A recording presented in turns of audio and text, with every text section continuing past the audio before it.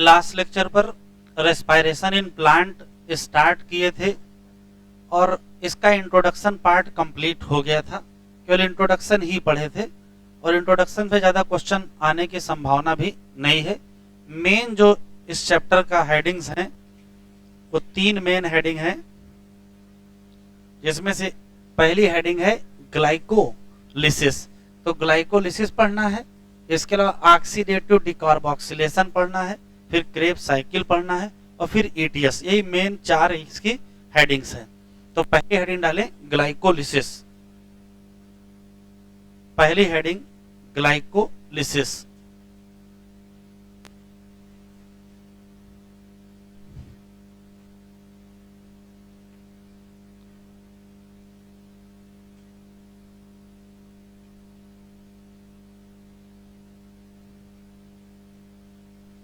Glycolysis 3 question है, 4 रटने वाले।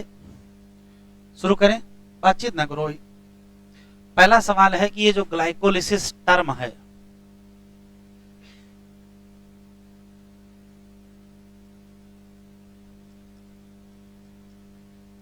वो किस लैंग्वेज का है? तो एनसीईआरटी में लिखा है ये ग्रीक वर्ड है और इसमें 2 शब्द हैं, एक शब्द है ग्लाइको और एक है लिसिस। तो इसमें ग्लाइको का मतलब क्या है?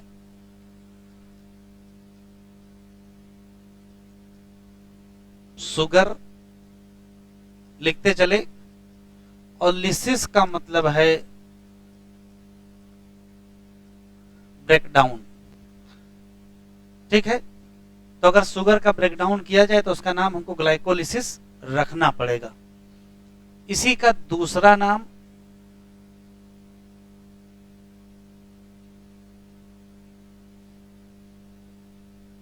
ईएमपी पाथवे है। क्यों? क्योंकि इसको एक्सप्लेन किया है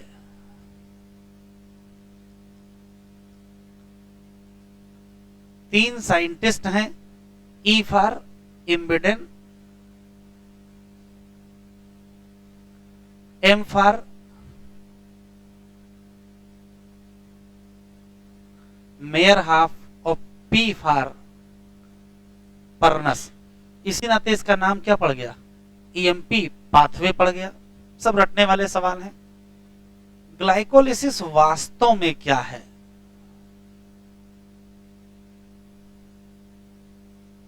तो वास्तव में ये है इनकम्प्लीट ऑक्सीडेशन, या इसी को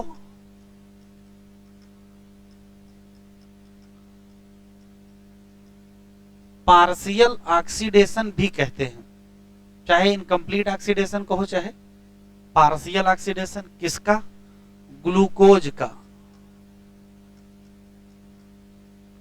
पहला सवाल यहीं पर है, इसको हम पार्शियल ऑक्सीडेशन या इनकम्प्लीट ऑक्सीडेशन क्यों कहते हैं? क्योंकि ये इन एब्सेंस ऑफ ऑक्सीजन है, बिना ऑक्सीजन के है, और ऑक्सीजन के बगैर आप ज्यादा ऑक्सीडेशन कर नहीं पाओगे, इसी नाते ये पार्शियल है। ग्लूकोज इन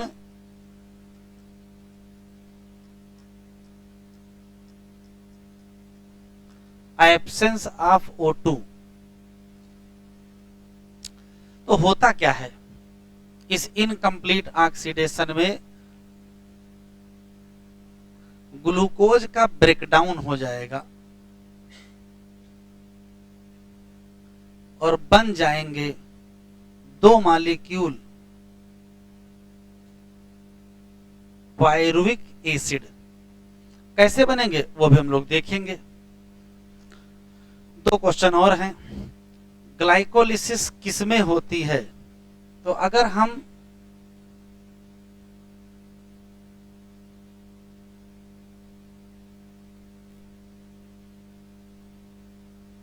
एनाएरोबिक ऑर्गेनिज्म की बात करें जिनके पास ऑक्सीजन नहीं है, तो उसमें सिर्फ ग्लाइकोलिसिस होती है।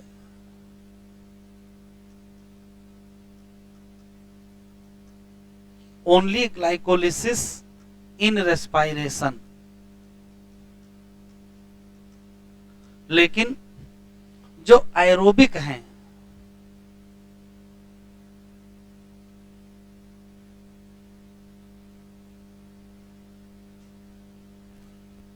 उसमें ग्लाइकोलिसिस भी होती है और बाकी सब भी होती है।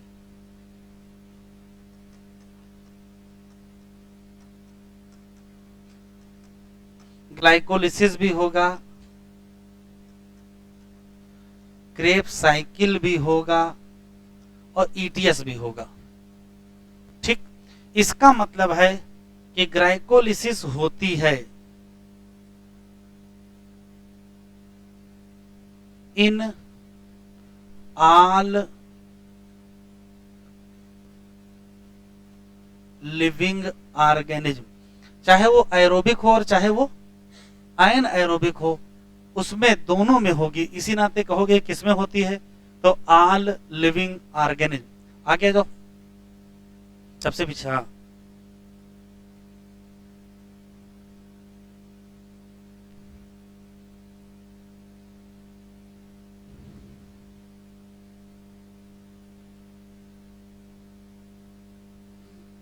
बताओ पंडित जी।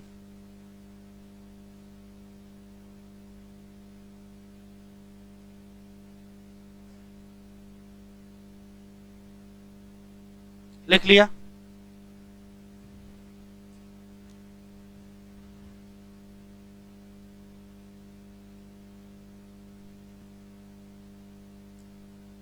तो अगर हम प्लांट की बात करें तो ग्लाइकोलिसिस के लिए कार्बोहाइड्रेट या ग्लूकोज कहां से आएगा, तो वो देखते हैं।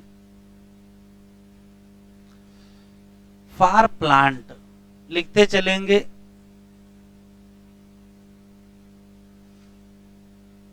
ग्लाइकोलिसिस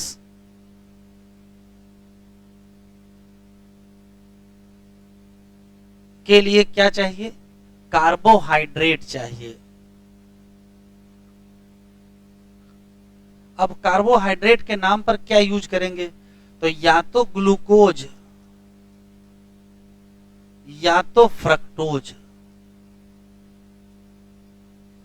इसी से शुरू होगा ग्लाइकोलिसिस।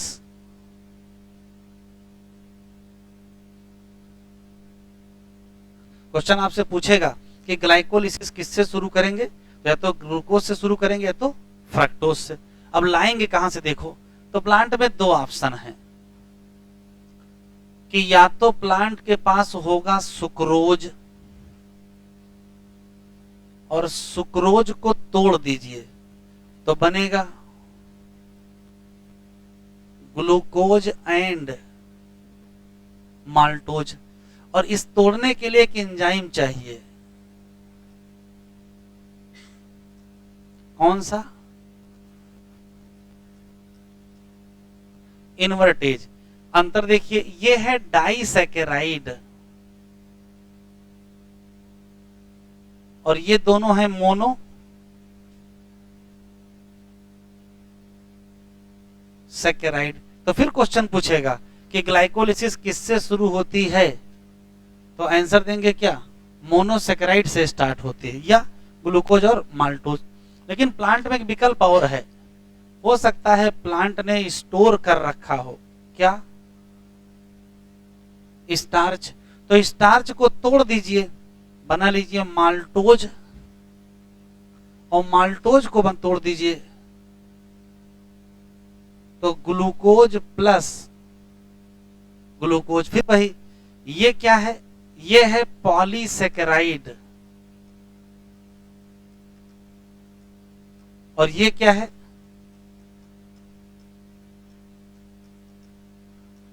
डाइसैकेराइड।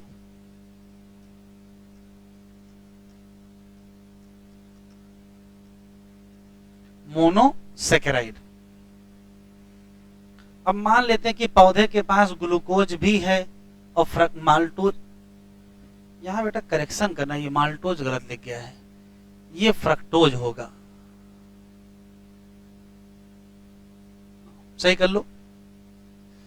मान लेते हैं कि पौधे के पास ग्लूकोज भी है और फ्रक्टोज भी है, तो ग्लूकोज से भी शुरू करेगा, फ्रक्टोज से भी शुरू करेगा। तो देखिए फर्क क्या है, देखिए अगर ग्लूकोज से शुरू करेंगे, मान लीजिए कि प्लांट ने ग्लूकोज से शुरू किया तो ग्लूकोज का ब्रेकडाउन करते जाएंगे और अंततः क्या मिलेगा, 2 मॉलिक्यूल ऑफ पायरुविक एसिड। और अगर फ्रक्टोज से शुरू किया तो भी क्या मिलेगा, 2 मॉलिक्यूल ऑफ पायरुविक एसिड। अब अंतर जरा समझ लीजिए, जब ग्लूकोज से 2 मॉलिक्यूल पायरुविक एसिड बनाएंगे तो टोटल होते हैं 10 स्टेप,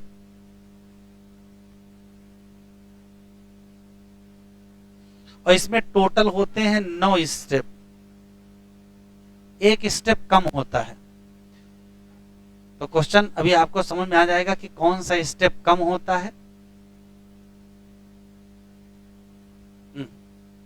आगे निकल गया हो।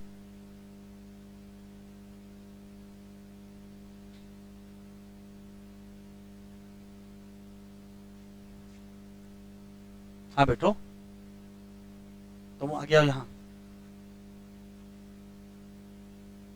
कौन सा स्टेप कम होता है, तो अभी आगे हम लोग ग्लाइकोलिसिस के सारे स्टेप देखेंगे, तभी आपको समझ में आ जाएगा कि कौन से स्टेप में अंतर है। ठीक है, तो ग्लूकोज से अगर करेंगे तो 10 स्टेप से पायरुविक एसिड बनेंगे, फ्रक्टोज से शुरू करेंगे तो 9 स्टेप में ही क्या बन जाएगा, पायरुविक एसिड बन जाएगा। इसका मतलब है ग्लूकोज और फ्रक्टोज की जो ग्लाइकोलिसिस है उसमें कुछ अंतर है, तो वो अंतर भी जब स्टेप पढ़ेंगे तभी आपको दिखाई पड़ जाएगा। यहां तक और लिख लीजिए, और लिखने के बाद साइड हेडिंग डालिए, स्टेप ऑफ ग्लाइकोलिसिस।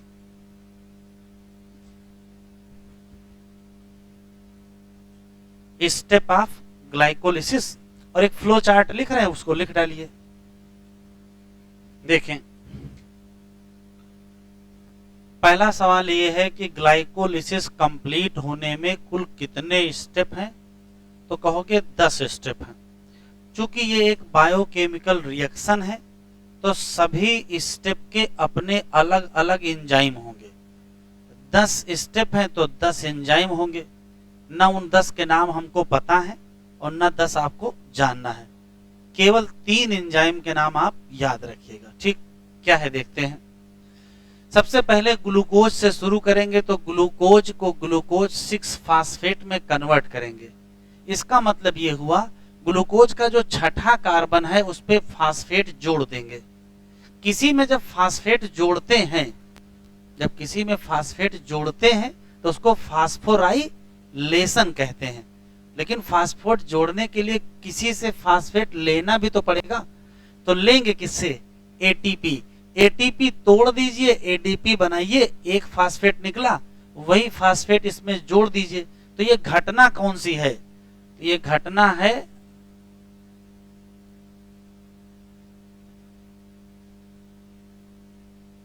फास्फोराइलेशन।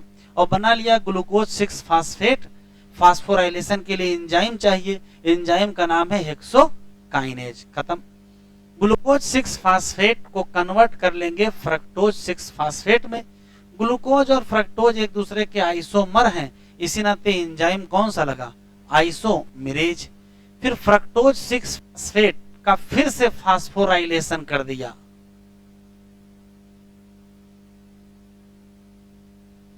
तो जब फिर से फास्फोराइलेशन करोगे तो फिर वही एक एटीपी खर्चा करोगे।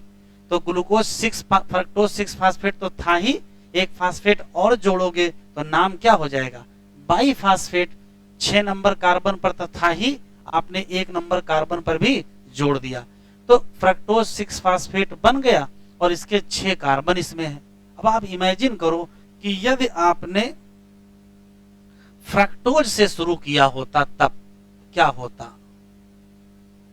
तो जब फ्रक्टोज से करते तो सीधे क्या बनाते,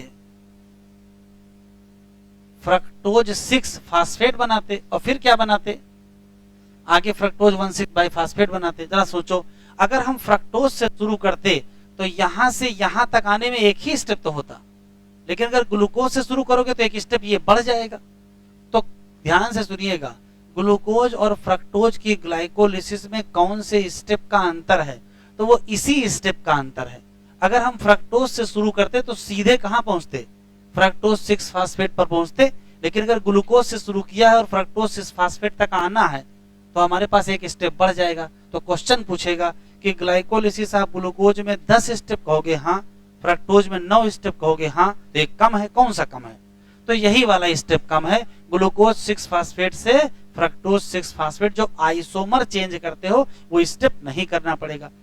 इसके बाद चाहे ग्लूकोज से शुरू किया हो चाहे फ्रक्टोज से, आगे जितना है कुल सेम रहेगा। तो क्वेश्चन पूछता है ग्लूकोज और फ्रक्टोज की ग्लाइकोलिसिस क्या बनने के बाद सेम हो जाती है?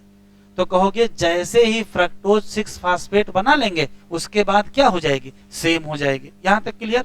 तो ग्लूकोज और फ्रक्टोज किसी से भी आप शुरू कर लीजिए और एक बार बना लीजिए फ्रक्टोज 6 फास्फेट, और फ्रक्टोज 6 फास्फेट बन जाने के बाद फिर फर्क नहीं रहेगा कि आपने ग्लूकोज से शुरू किया है कि फ्रक्टोज से। अभी लिखो नहीं, सुनते जाओ, इकट्ठा लिखा देंगे।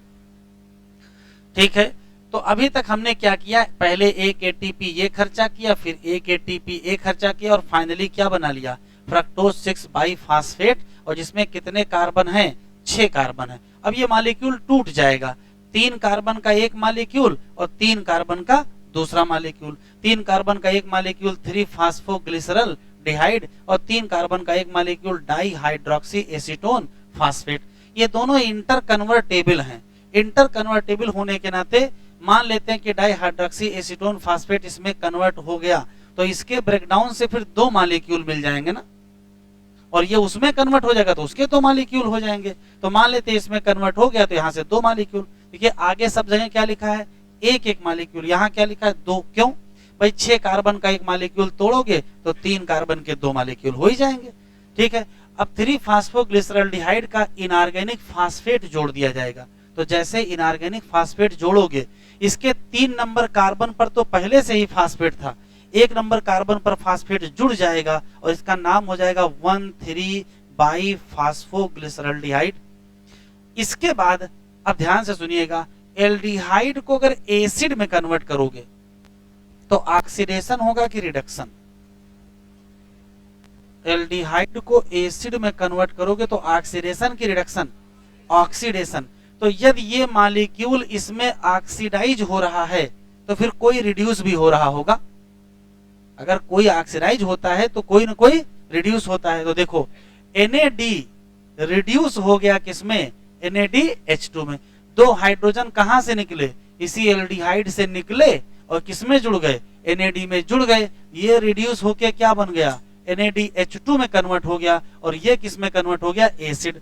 नाम अभी क्या है? 1,3 बाइफास्फोग्लिसरिक एसिड। तो एल्डिहाइड को जब एसिड में कन्वर्ट करेंगे तो क्या मिलेगा?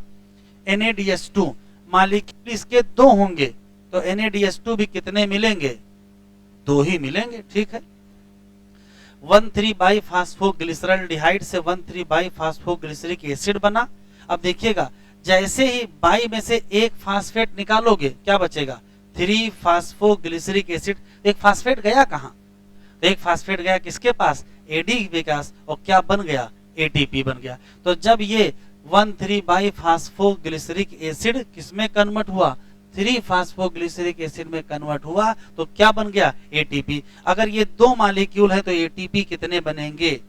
2 ATP बनेंगे। ठीक है, फिर 3 फास्फोग्लिसरिक एसिड कन्वर्ट हो गया 2 फास्फोग्लिसरिक एसिड, मतलब फास्फेट ने अपना केवल कार्बन बदला है। ठीक है, उसके बाद कन्वर्ट हो गया फास्फोइनॉल पायरुविक एसिड, और फास्फोइनॉल पायरुविक एसिड जब पायरुविक एसिड में कन्वर्ट होता है तो फिर एनर्जी निकलती है, और फिर से ATP किस में कन्वर्ट होता है? ATP में। अगर ये मॉलिक्यूल 2 हैं तो कितनी ATP बनेंगे? 2। तो कितने पायरुविक एसिड बनेंगे?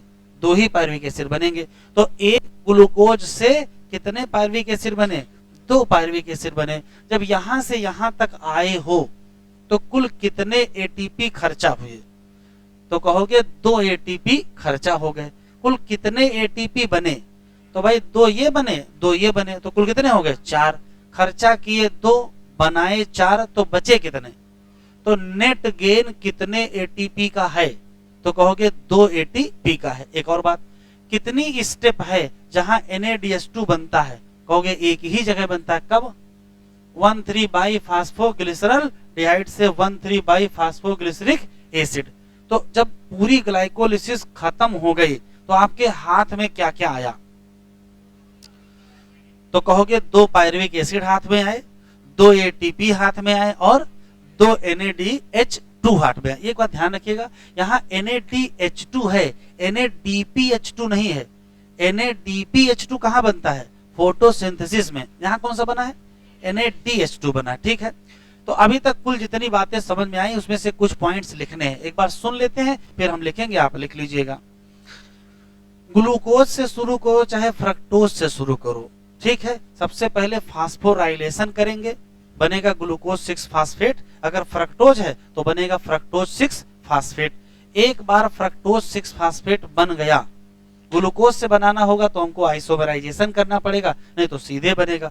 एक बार फ्रक्टोज 6 फास्फेट बना लोगे, उसके बाद ग्लूकोज और फ्रक्टोज में कोई अंतर नहीं रहेगा। ठीक, टोटल 10 स्टेप, वहां टोटल 9 स्टेप। ग्लूकोज से ग्लूकोज 6 फास्फेट बनाना हो या फ्रक्टोज से फ्रक्टोज 6 फास्फेट बनाना हो, एंजाइम कौन सा होगा? हेक्सोकाइनेज। फिर फ्रक्टोज 6 फास्फेट से फ्रक्टोज 1,6 बाई फास्फेट बनाना हो तो एंजाइम क्या? फास्फोफ्रक्टोकाइनेज। ये दोनों घटनाएं क्या हैं? फास्फोराइलेशन। ये मॉलिक्यूल टूट जाएगा, 3 कार्बन का ये और 3 कार्बन का ये, यहां से मॉलिक्यूल डबल चलने लगेंगे। इसी नाते सारे सबके संख्या के आगे क्या लिख दिया? 2-2 लिख दिया है। 3 फास्फोग्लिसरल्डिहाइड कन्वर्ट होगा 1,3 बाई फास्फोग्लिसरल्डिहाइड इनऑर्गेनिक फास्फेट से।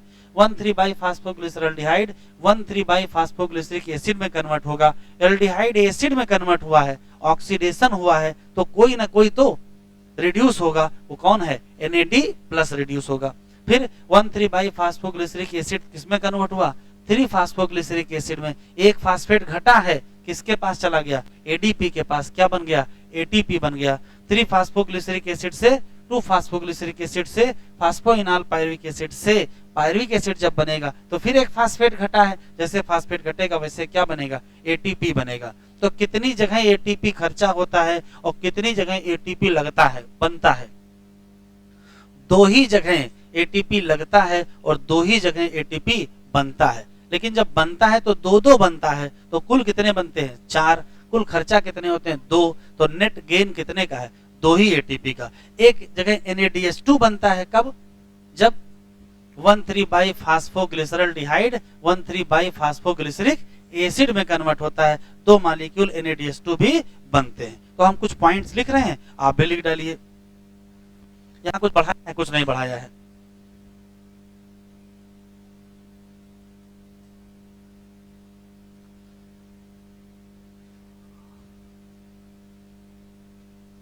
After formation of fructose 6 phosphate, fructose 6 phosphate, फिर क्या होगा? स्टेप सेम हो जाएंगे। किसके लिए? For glucose and fructose. अच्छा सवाल है कि कब क्या बनने के बाद ग्लूकोज फ्रक्टोज का अंतर खत्म हो जाएगा? तो कहोगे जब फ्रक्टोज 6 फास्फेट बना लेंगे उसके बाद अंतर खत्म हो जाएगा। एक क्वेश्चन,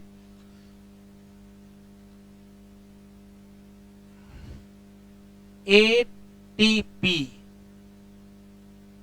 कंज्यूम होती हैं कहां? तो कहोगे 2 स्टेप पर। कौन कौन सा स्टेप? तो एक स्टेप कौन सा है बेटा? तो अगर हम फर्स्ट की बात करें और सेकंड की बात करें, फर्स्ट ATP कहां कंज्यूम होती है और सेकंड ATP कहां कंज्यूम होती है? बताओ। तो फर्स्ट तब कंज्यूम होती है जब ग्लूकोज से क्या बनता है?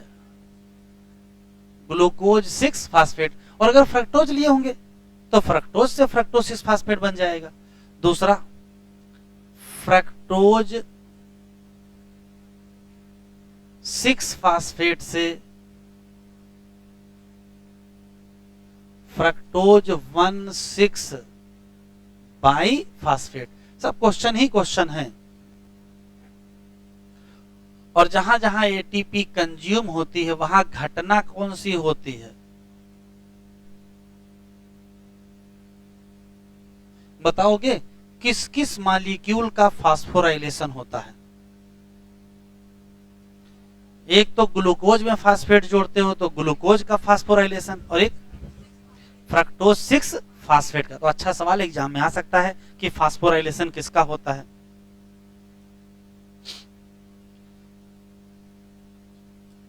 एटीपी सिंथेसिस कहां होती है? तो फिर वही कहोगे, दो ही स्टेप में होती है, और अगर दो स्टेप में है तो फर्स्ट स्टेप या पहली एटीपी कहां बनती है, और सेकंड एटीपी कहां बनती है? मॉलिक्यूल चूंकि दो दो होते हैं तो दो दो बन जाती हैं। बताओ बेटा पहली कहां बनती है? तो पहली बनती है जब, बोलो, वही लिखेंगे।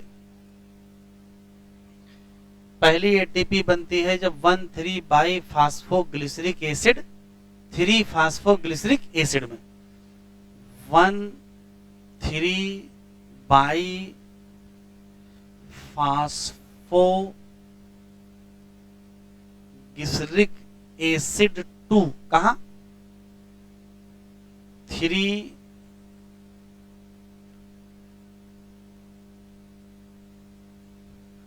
Phosphoglyceric acid. और दूसरी कब बनती बेटा? फास्फो इनाल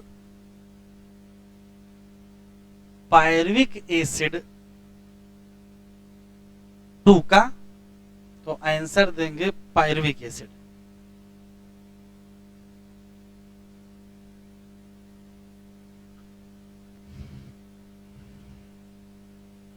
तो अगर आपसे क्वेश्चन पूछा जाए एटीपी कंज्यूम, तो कहोगे 2 एटीपी। फिर क्वेश्चन पूछा जाए एटीपी सिंथेसिस, तो क्या कहोगे? 4 एटीपी। तो एटीपी का नेट गेन, तो आंसर क्या देंगे? 2 एटीपी। नेट गेन कितना निकला? 2 ही एटीपी तो निकला। बस आखिरी सवाल है, NADH2 कब बना? तो कहोगे जब 1,3 बाई फास्फोग्लिसरल डिहाइड किसमें कन्वर्ट हुआ? 1,3 बाई फास्फोग्लिसरिक एसिड। तो थोड़ा दिमाग लगाओगे, लिखना तो एग्जाम में है नहीं। जब एल्डिहाइड से एसिड बनेगा तभी तो ऑक्सीडेशन होगा, तभी दूसरा रिड्यूस होगा। बस आंसर निकाल लीजिएगा। आगे बढ़े बेटा।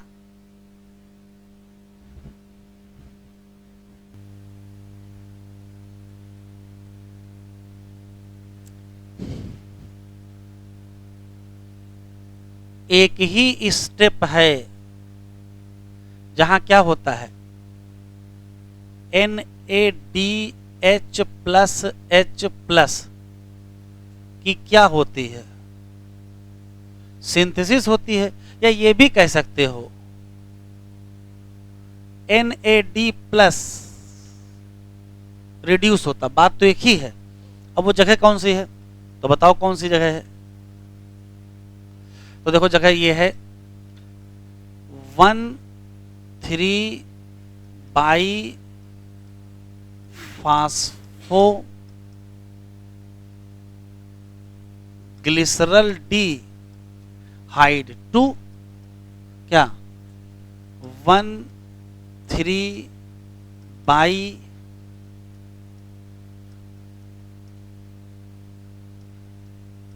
Phosphoglyceric acid. अच्छा अगर ये ऑप्शन में ना मिले तो क्या करोगे?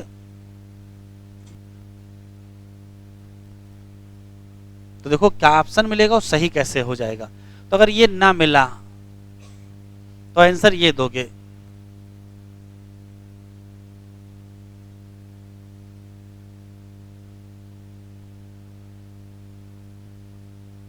3-phosphoglyceraldehyde टू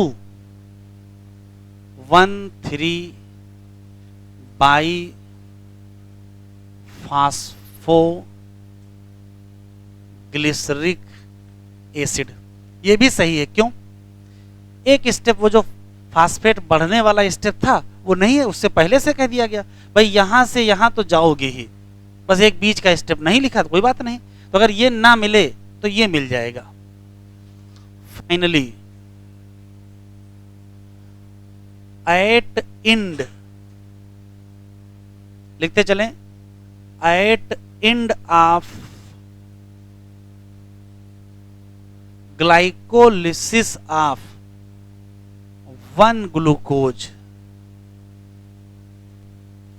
मिलेगा क्या आपको? तो जब एक ग्लूकोज की ग्लाइकोलिसिस खत्म होगी तो हमें मिलेंगे 2 पायरुविक एसिड, हमें मिलेंगे 2 एटीपी और हमें 2 ही मिलेंगे क्या? NADH plus H plus. अब ये बताओ कि ग्लाइकोलिसिस कर लिए, पायरुविक एसिड बना लिए, बना के क्या करोगे?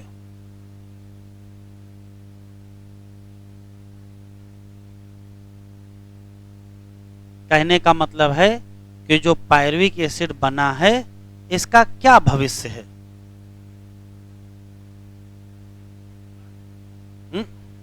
तो ध्यान से सुने, यदि वो एन एरोबिक ऑर्गेनिज्म है तो उसके रेस्पायरेशन का काम खत्म हो गया, क्योंकि ग्लाइकोलिसिस वहां चलनी थी। लेकिन अगर वो एनारोबिक है लेकिन वो कुछ और करना चाहता है, जैसे उसने कहा रेस्पायरेशन तो हम कर नहीं सकते हैं, चलो लैक्टिक एसिड ही बना लेते हैं, चलो नहीं मजा आ रहा है तो अल्कोहल ही बना लेते, थोड़ा नशे में रहेंगे, तो या तो लैक्टिक एसिड बना लो या तो इथाइल अल्कोहल बना लो। और अगर एरोबिक हैं तो, अगर एरोबिक हैं तो ठीक है, फिर क्या करें, ऑक्सीजन के मिल जाए और जैसे ऑक्सीजन मिलेगी क्रेब साइकिल स्टार्ट हो जाएगी, और फिर जब क्रेब साइकिल स्टार्ट हो जाएगी तो इसका कंप्लीट ऑक्सीडेशन हो जाएगा, उससे ढेर सारी CO2 मिलेगी और ढेर सारी एनर्जी मिलेगी, तो ढेर सारी क्या होंगे? ATP। तो यहाँ हमारे पास 3 विकल्प हैं। पहला विकल्प है कि या तो लैक्टिक एसिड फर्मेंटेशन कर लीजिए, दूसरा विकल्प है अल्कोहलिक फर्मेंटेशन कर लीजिए, और अगर ये नहीं करना है तो फिर एरोबिक रेस्पायरेशन करिए। अब एरोबिक करोगे कि फर्मेंटेशन करोगे तय पड़ेगा ऑक्सीजन पर। अगर ऑक्सीजन नहीं है तो आपके पास 2 ही ऑप्शन है, या तो लैक्टिक एसिड वाला कर लो या तो फर्मेंटेशन, और अगर ऑक्सीजन है तो फिर एरोबिक रेस्पायरेशन करो, कंप्लीट ऑक्सीडेशन करो, सारे ATP निकालो, सारी एनर्जी बनाओ। तो साइड हेडिंग डालें, यहां तक लिख लिया था, बाकी है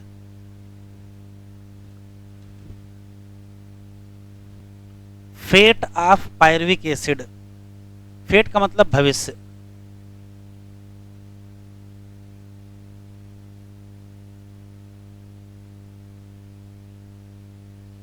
तो इसके 3 भविष्य हैं। पहला भविष्य ये है कि कर लिया जाए लैक्टिक एसिड फर्मेंटेशन, लिखते चलेंगे, और बना लिया जाए क्या?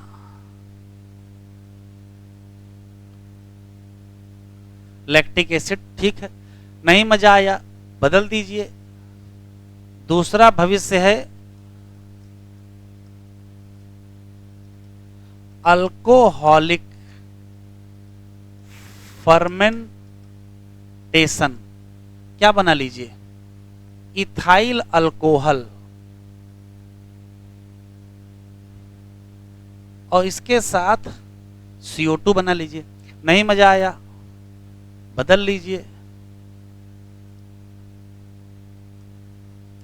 3 नंबर पर है एरोबिक रेस्पायरेशन।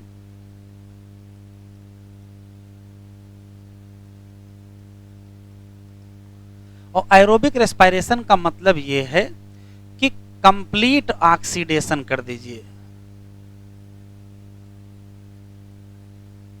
तो जब कंप्लीट ऑक्सीडेशन कर दोगे तो ढेर सारे क्या मिलेंगे? CO2 मिलेगा, वाटर मिलेगा और क्या मिलेगा, एनर्जी मिलेगा, और इसी एनर्जी का इस्तेमाल करके ढेर सारी क्या बना लोगे, टीपी बना लोगे। लेकिन बस शर्त यह है कि ये दोनों घटनाएं कहां होंगी, तो इन एब्सेंस ऑफ O2, या क्या कहो एन एरोबिक कंडीशन में होंगी। जबकि ये कब होगी,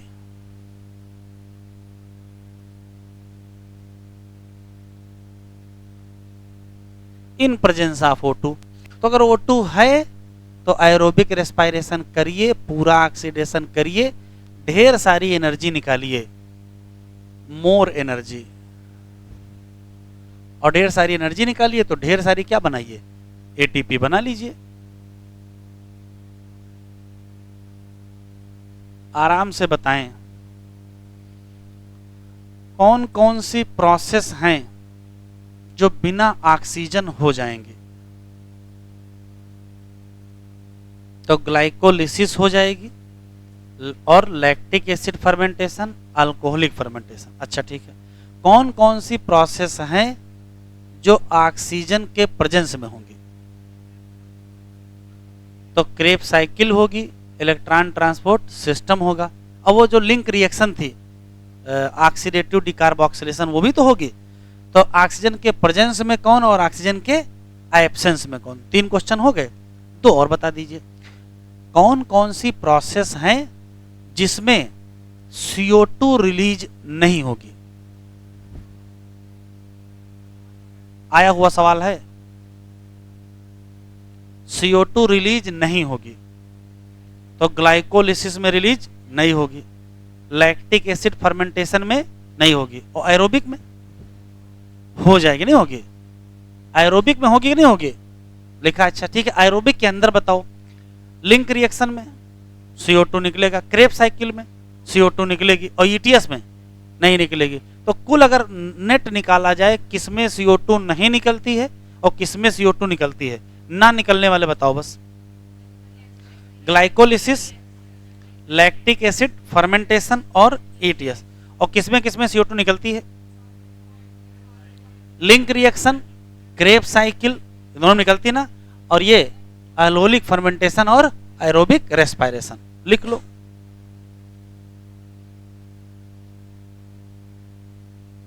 प्रोसेस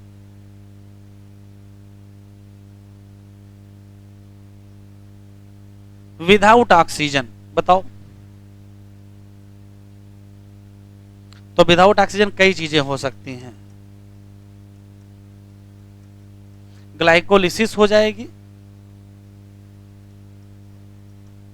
लैक्टिक एसिड फर्मेंटेशन हो जाएगी, और अल्कोहलिक फर्मेंटेशन हो जाएगी। अच्छा,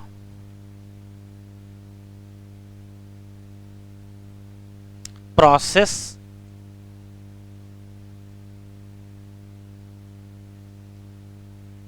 विद ऑक्सीजन बताओ।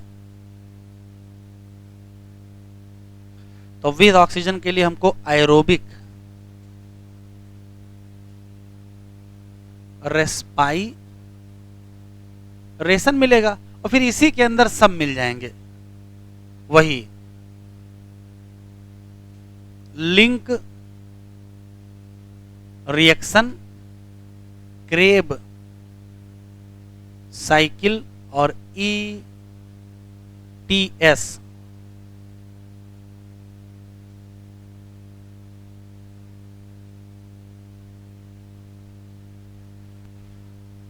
ठीक है,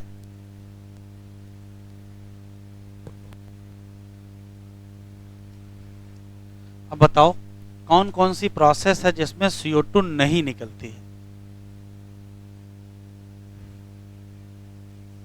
तो ना तो ग्लाइकोलिसिस में निकलेगी और ना लैक्टिक एसिड फर्मेंटेशन में। तो निकलेगी किसमें किसमें, एरोबिक में निकलेगी, अल्कोहलिक फर्मेंटेशन में निकलेगी, और क्रेब साइकिल में निकलेगी, और लिंक रिएक्शन या ऑक्सीडेटिव डिकार्बोक्सिलेशन ईटीएस में भी नहीं निकलेगी।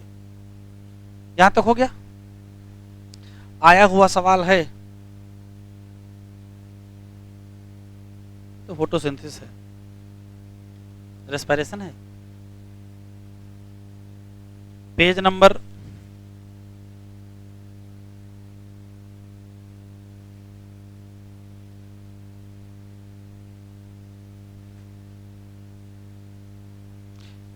26 और क्वेश्चन नंबर 17।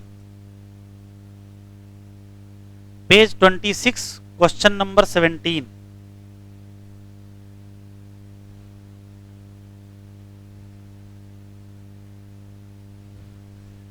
लिखिए प्रोसेस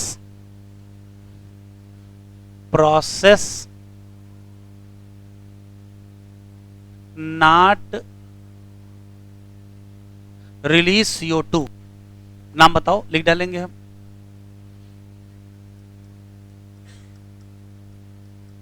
ग्लाइकोलिसिस, लैक्टिक एसिड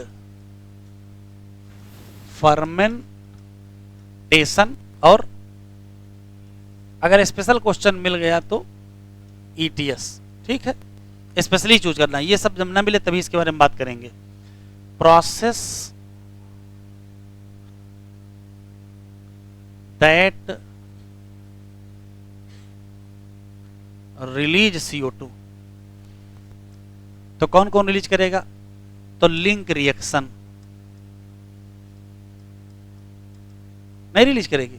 इसके अलावा क्रेब साइकिल, इसके अलावा अल्कोहलिक फर्मेंटेशन। आया हुआ सवाल है बेटा।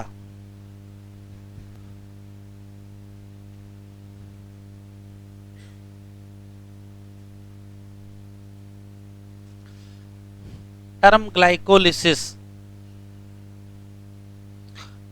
ग्लाइकोलिसिस कहां से आया है? ग्रीक से आया है। इसमें ग्लाइकोज का मतलब शुगर और लिसिस का मतलब टूट जाना। इसकी जो स्कीम है वो किसने दी है? गस्टव इम्बिडेन। गस्टव न याद रहे तो कम से कम इम्बिडेन तो याद ही रखो। ओट्टो मेयर हाफ, ओट्टो याद रहे तो मेयर हाफ याद रखो, और जे परनस तो परनस याद रखो। इसी नाते मिला करके क्या कह दिया गया? EMP। ठीक है, ये बहुत इंपॉर्टेंट है। एनाएरोबिक ऑर्गेनिज्म में ये एकमात्र प्रोसेस है किसकी? रेस्पिरेशन की।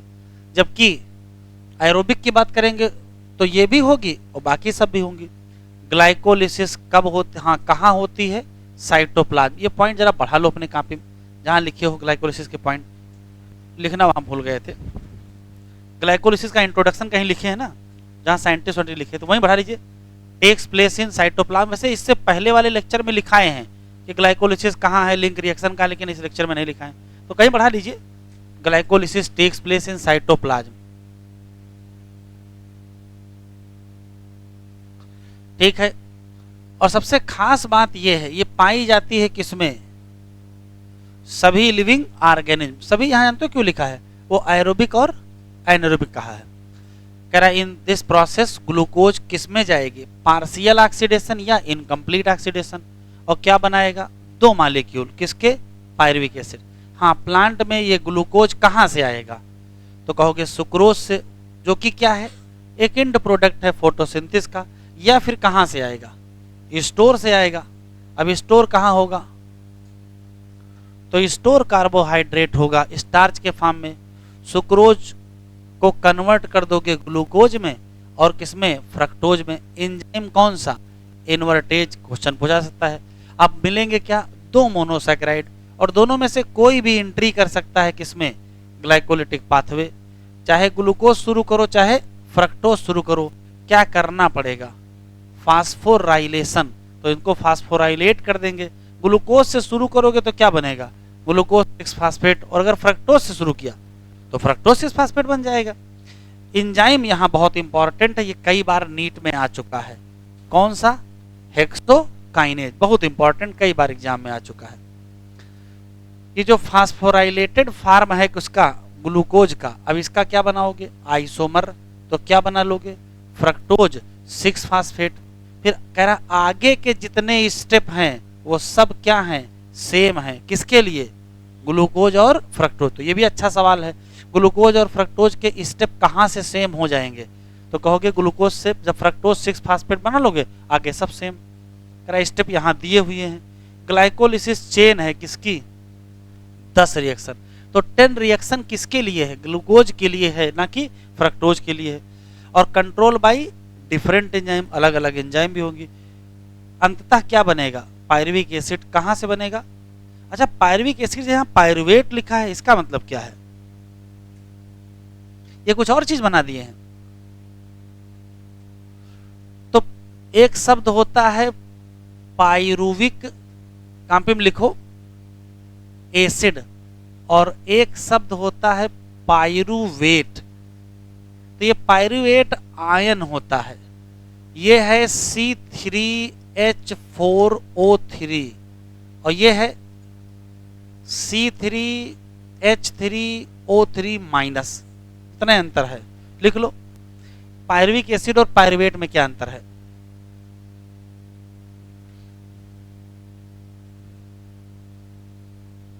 पायरुविक एसिड और पायरुवेट में लिख लिया। कह रहा जब स्टडी करो तो कह रहा पता करो कौन से स्टेप है और नोट भी करो कि कहाँ इस्तेमाल होता है और कहाँ बनती है क्या एटीपी, और कहाँ बनते हैं NADH plus H plus. ATP utilise होती हैं 2 स्टेप पे, पहला क्या है ग्लूकोज से ग्लूकोज 6 फास्फेट, और दूसरा क्या है फ्रक्टोज 6 फास्फेट से फ्रक्टोज 1,6 बाईफास्फेट, सब पता है। फ्रक्टोज 1,6 बाईफास्फेट टूट जाएगा 2 मॉलिक्यूल, एक कौन सा डाईहाइड्रोक्सी एसीटोन फास्फेट और एक कौन सा 3-फास्फोग्लिसरल डिहाइड, इसको शॉर्ट फॉर्म में PgAl कहते हैं। कह रहा एक ही स्टेप है जहां NADH बनता है, कहां से बनेगा NAD प्लस से, कब बनेगा, तो देखो यहां लिखा है जब 3-फास्फोग्लिसरल डिहाइड को किसमें कन्वर्ट किया है 1,3 बाईफास्फोग्लिसरेट, ये ग्लिसरिक एसिड है, देखो लिखा है बाईफास्फोग्लिसरिक एसिड। तो 2 रिडॉक्स इक्विवेलेंट रिमूव होंगे, 2 H प्लस रिमूव होंगे कहां से, तो इसी फास्फोग्लिसरल डिहाइड से रिमूव होंगे और NAD प्लस में जुड़ जाएंगे। PgAl से रिमूव होंगे और किसको मिल जाएंगे NAD प्लस। PgAl ऑक्सीडाइज होकर के किसमें कन्वर्ट हो जाएगा बाईफास्फोग्लिसरिक एसिड। इसी दौरान क्या खर्चा हुआ है इनऑर्गेनिक फास्फेट, यही ये स्टेप तो एनसीईआरटी में दिया नहीं है। इनऑर्गेनिक फास्फेट खर्चा होता है कब, तो जब 3-फास्फोग्लिसरल को 1,3 बाईफास्फोग्लिसरल डिहाइड में कन्वर्ट करते हैं, उसके बाद वो बाईफास्फोग्लिसरिक एसिड में कन्वर्ट हो जाता है। कन्वर्जन ऑफ बाईफास्फोग्लिसरिक एसिड से क्या 3-फास्फोग्लिसरिक एसिड, जिसी को शॉर्ट फॉर्म में PGA कहते हैं। एनर्जी निकलेगी तो क्या बना लेंगे ATP बना लेंगे। एक ATP और बनेगी कब, जब कन्वर्जन करेंगे किसको फास्फोइनॉल पायरुविक एसिड को पायरुविक एसिड। तो कह रहा कैलकुलेट कर लो, तो कर लेते हैं। How many ATP directly synthesise, कितनी बनी 4, ठीक है, और फिर मिली कितनी 2। पायरुविक एसिड इज द के प्रोडक्ट ऑफ ग्लाइकोलिसिस, इसका क्या भविष्य है, तो भविष्य देखो क्या है। कह रहा ये सेलुलर नीड पर डिपेंड करेगा। पहला भविष्य है, कह रहा 3 रास्ते हैं हमारे पास, या तो क्या कर लो, तो सबसे पहले क्या कर लो लैक्टिक एसिड फर्मेंटेशन, दूसरा रास्ता अल्कोहलिक फर्मेंटेशन, और नहीं तो एरोबिक रेस्पिरेशन। बस फर्मेंटेशन कहाँ होगा, तो कहोगे एन एरोबिक कंडीशन में होगा। अभी ये बात आपको लिखाएंगे, यहाँ केवल लिखा, हमने लिखाया नहीं, अभी लिखाएंगे आगे। फर्मेंटेशन में किस में होगा, तो कहोगे प्रोकैरियोट में या यूनिसेलुलर यूकैरियोट, वो भी हम यहाँ लिखा देंगे। अगर कंप्लीट ऑक्सीडेशन करोगे तो क्या मिलेंगे CO2 और वाटर, तो फिर क्या करना पड़ेगा क्रेब साइकिल चलानी पड़ेगी, ETS चलानी पड़ेगी, तो घटना कौन सी होगी एरोबिक, और हमको क्या चाहिए ऑक्सीजन चाहिए, ठीक है। ये अभी यहाँ लिखा देंगे, हेडिंग डालिए फर्मेंटेशन, हेडिंग फर्मेंटेशन।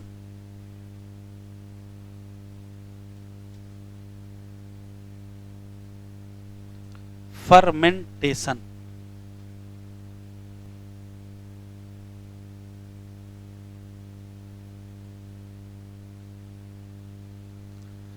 अभी लिखेंगे नहीं, जरा सुन लेंगे, उसके बाद आराम से लिख लीजिएगा।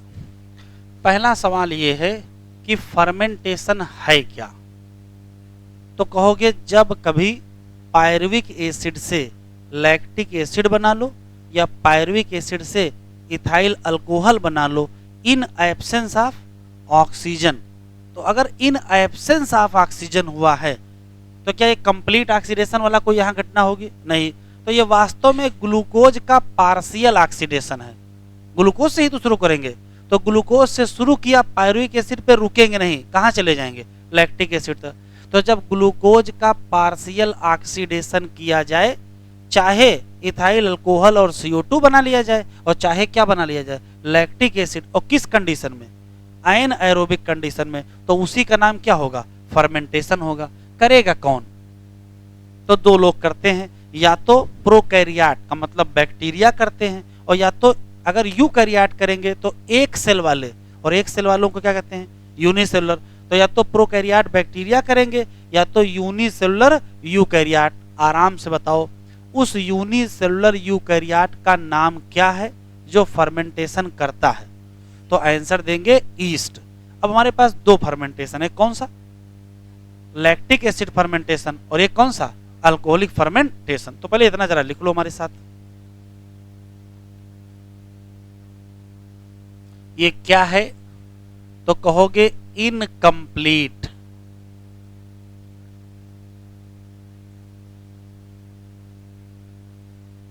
Oxidation of glucose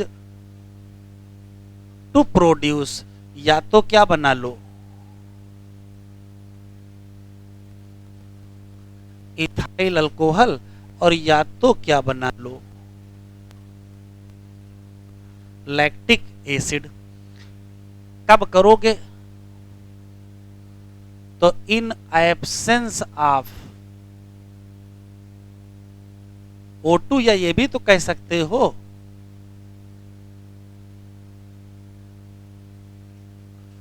एनाएरोबिक condition. कौन करेगा?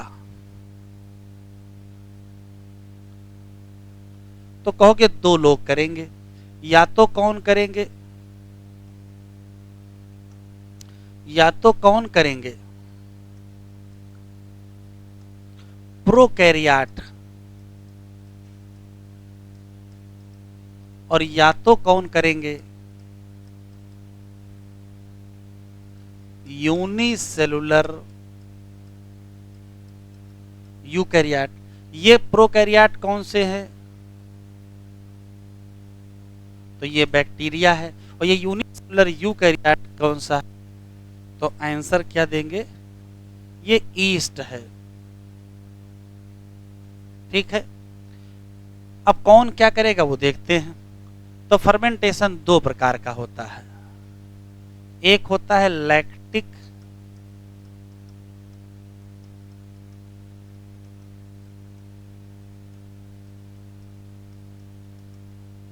Acid fermentation. कौन करता है?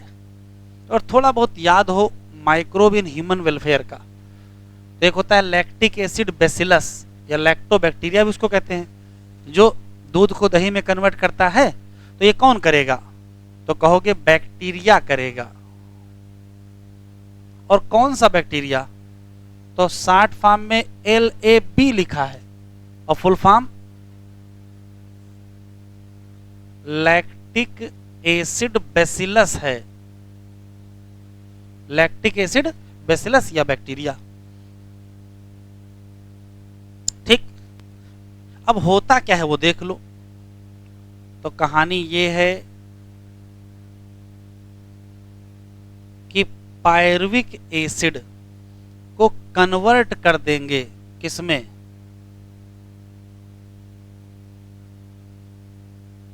Lactic acid. एंजाइम बताओ बस। तो एंजाइम है लैक्टेट डिहाइड्रोजिनेज। इसका नाम डिहाइड्रोजिनेज क्यों पड़ा? हाइड्रोजन हाइड्रोजन निकाल ले कि हाइड्रोजन जोड़ दे?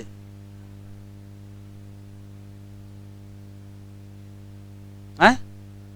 तो किससे हाइड्रोजन निकाल लिया जाए? पायरुविक एसिड से। जितने सब निकाल के बाहर कर दिए जाएं। तो देखो NaDH प्लस H प्लस बना है ग्लाइकोलिसिस में, इसी को तोड़ दो किसमें? NAD plus. आराम से बताइएगा, जब NaDH plus H plus NAD में कन्वर्ट होगा, यह ऑक्सीडेशन है कि रिडक्शन? तो अगर ये ऑक्सीडेशन है तो कोई रिड्यूस हुआ होगा। कौन रिड्यूस हुआ है? पायरुविक एसिड किस में रिड्यूस हो गया? लैक्टिक एसिड में। पायरुविक एसिड में कितने कार्बन? लैक्टिक एसिड में, लैक्टिक एसिड में। अरे हमको कोई टेंशन नहीं है, तुम 2 कहोगे हम 2 लिखेंगे, तुम 1 कहोगे हम 1 लिख देंगे, हैं? यहां 3 ही कार्बन है। जैसे यहां 2 लिखोगे वैसे 1 कार्बन का हिसाब देना पड़ेगा। वो कहां गया? CO2 तो निकला नहीं है, तो जब CO2 निकला नहीं तो कार्बन कितने? जितने थे उतने हैं। लिखते चलो, ज्यादा सोचो नहीं।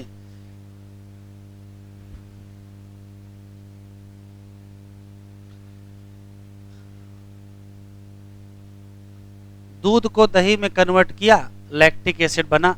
बात समझ में आई? हमारे शरीर में भी लैक्टिक एसिड बनता है। क्यों? दूध को दही बनाना है? दूध पी लीजिए, अंदर लैक्टिक एसिड मिला दीजिए उसी में।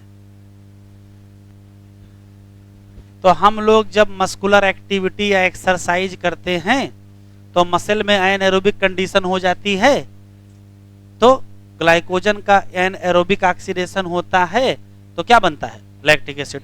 तो ये स्पेशल पॉइंट भी यही लिख लेंगे। इन मसल क्या हो जाता है? एन एरोबिक कंडीशन हो जाती है। कब हो जाती है? एक्सरसाइज में। तो मसल में क्या बन जाता है? Lactic acid.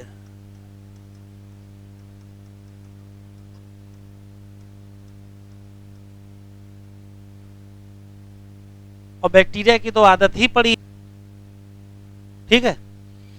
तो ये हो गया लैक्टिक एसिड फर्मेंटेशन। अगला कौन सा? Alcoholic fermentation.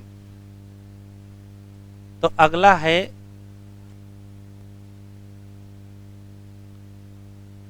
Alcoholic fermentation. कौन करेगा? तो ये काम ईस्ट करेंगे। कंडीशन लेकिन एनाएरोबिक होनी चाहिए।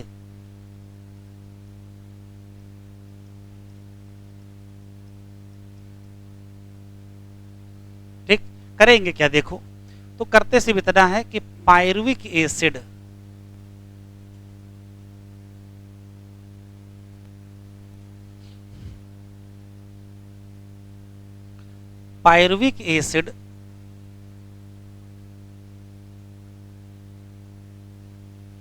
से पहले बना लेंगे एसिटल्डिहाइड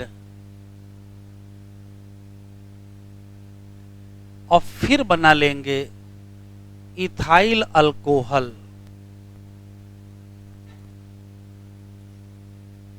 एनसीईआरटी में ये स्टेप नहीं दिया है, लेकिन एनसीईआरटी में जो डायग्राम बना है फर्मेंटेशन वाला, उसको जरा ध्यान से देखो। तो अल्कोहलिक फर्मेंटेशन वाले में 2 एरो बने हैं, देख लो।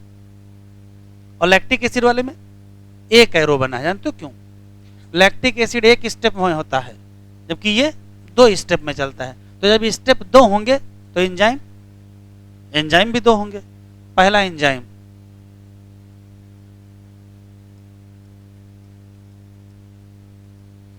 पायरुवेट डी कार्बोक्सिलेज और दूसरा अल्कोहल डिहाइड्रोजिनेज। अब आपको सिर्फ ये बताना है कि किस स्टेप पर CO2 निकलेगी और किस स्टेप पर NADH2 यूज हो जाएगा। तो टी कार्बोक्सिलेज का मतलब क्या होता है? CO2 निकालना, ये तो होता है। तो यही वो स्टेप है जिस पे क्या निकल जाएगी? CO2। और ये वो स्टेप है जिस पर NADH+ यूज हो जाएगा और क्या बन जाएगा? NAD+। तो अगर ये यूज हुआ है तो ये स्वयं ऑक्सीडाइज हुआ है, तो इसका मतलब ये घटना क्या हुई है? रिड्यूस हुई है। सही बात है। अगर आप एल्डिहाइड से अल्कोहल बनाओगे तो रिडक्शन होगा कि ऑक्सीडेशन? रिडक्शन होगा। तो घटनाएं दोनों जगह क्या हो रही हैं? रिडक्शन ही हो रही हैं, चाहे आप अल्कोहल बना रहे हो और चाहे ये बना रहे हो। एसिड से अल्कोहल बनाओगे तो क्या होगा? रिडक्शन ही होगा। सब जगह रिडक्शन ही हो रहा है। तो पायरुविक एसिड में कितने कार्बन? 3 कार्बन। एस्टल्डिहाइड 2 कार्बन और इथाइल अल्कोहल में 2 कार्बन। आराम से बताएं, अल्कोहलिक फर्मेंटेशन में कौन से एंजाइम लगे? 2। पहला कौन सा लगा? पायरुवेट डिकार्बोक्सिलेज और दूसरा अल्कोहल डिहाइड्रोजिनेज। अब ईस्ट की बात करेंगे।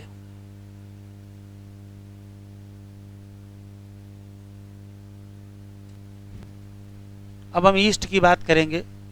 ये बताओ, ईस्ट अल्कोहल प्रोड्यूस करेगा? तो ये अल्कोहल जो बनेगा ईस्ट से, वो ईस्ट को फायदा पहुंचाएगा कि नुकसान?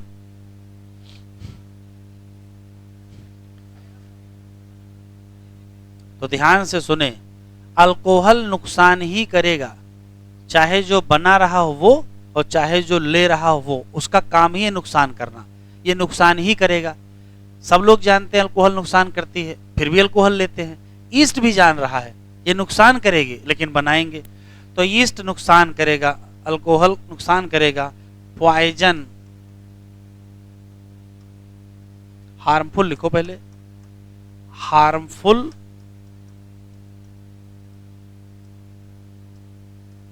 एंड पॉइजनस टू ईस्ट, ये नुकसान करेगा। कब तक? तो 13% तक ही नुकसान करेगा, 13% से ऊपर जाएंगे नहीं। तो अल्कोहल कितना परसेंट बनाएंगे? 13%। और उसके एबव क्या करने लगेगा? उसके ऊपर नुकसान करने लगेगा। ठीक है। तो क्वेश्चन पूछा गया है, ईस्ट से कहा जाए कि आप नेचुरल फर्मेंटेशन करिए और अल्कोहल बनाए, तो कितने परसेंट बनाएगा? ऑप्शन सुने, 13%, 13% से कम या 13% से ज्यादा।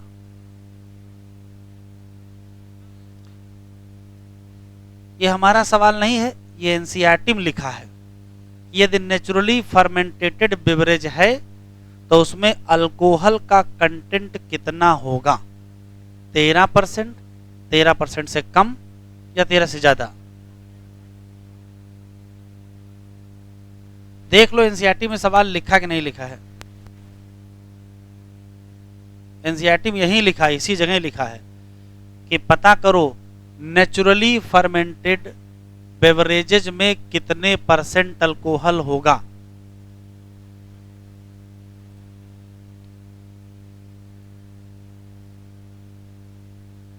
बताओ भाई। तो कहोगे 16%, 16% होता है। मर जाएंगे लेकिन अल्कोहल बनाएंगे। ठीक है। 13 के बाद जान रहे हैं कि खतरा है जिंदगी का, लेकिन नहीं, जब तक जिएंगे तब तक बनाएंगे और जब तक पिएंगे तब तक जिएंगे। ठीक है।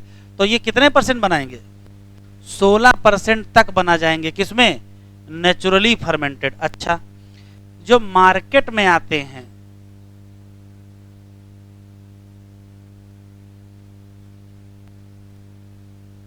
मार्केट में जो अल्कोहलिक बेवरेजेज आते हैं,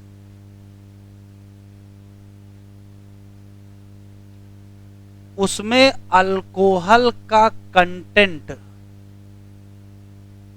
13 होगा, 16 होगा, 30 होगा, 40 होगा, 60 होगा, क्या होगा? तो 13 नहीं होगा, पक्का है, काफी ज्यादा होता है। ठीक है, तो सवाल है कि ईस्ट ने तो कहा था भाई बहुत ज्यादा मरते मरते हम कितना बना लेंगे, 16 बना डालेंगे। लेकिन मार्केट में जो बिक रहे हैं उसमें 30%, 40%, 50% कहां से आ गया? तो ईस्ट ने तो बनाया नहीं है। लेकिन एक काम किया गया है, ईस्ट ने जो भी बनाया है उसमें बहुत सारा वाटर है, तो क्या करिए, इसको बॉयल कर दीजिए, वाटर उड़ जाएगा, तो कंसंट्रेशन क्या हो जाएगी, बढ़ जाएगी। उस घटना को क्या बोलते हैं? डिस्टिलेशन। तो डिस्टिलेशन की प्रोसेस होगी और अल्कोहलिक कंटेंट क्या हो जाएगा, वेरी हाई। कैसे? By distillation. एक चैप्टर है माइक्रोब इन ह्यूमन वेलफेयर, उसमें पूछा गया है कौन कौन से ऐसे अल्कोहलिक बेवरेजेज हैं जो बिना डिस्टिलेशन के बनते हैं और जो डिस्टिलेशन से बनते हैं। वाइन, बियर, बिस्की है, वाइन और बियर विदाउट डिस्टिलेशन, और विस्की, ब्रांडी और रम विद। सही जानकारी है? हाँ, इसकी जानकारी सही रखो। तो काम के 3 क्वेश्चन। अल्कोहल ईस्ट बनाएगा, उसके लिए नुकसानदायक है, तो कितने परसेंट के बाद उसकी जान जाने खतरा है? 13%। नेचुरल फर्मेंटेड बेवरेजेज में कितने परसेंट तक पाया जाता है? 16% तक पाया जाएगा, उसके ऊपर नहीं मिलेगा, मतलब 13 ज्यादा मिलेगा। लेकिन जो मार्केट में बिकते हैं उसमें तो काफी हाई अल्कोहल कंटेंट होता है। क्यों? तो क्या कहोगे? फर्मेंटेशन के बाद क्या कर देंगे? डिस्टिलेशन कर देंगे। तो अगर पायरुविक एसिड से लैक्टिक एसिड बनाए हो, ऑक्सीडेशन किए हो कि रिडक्शन?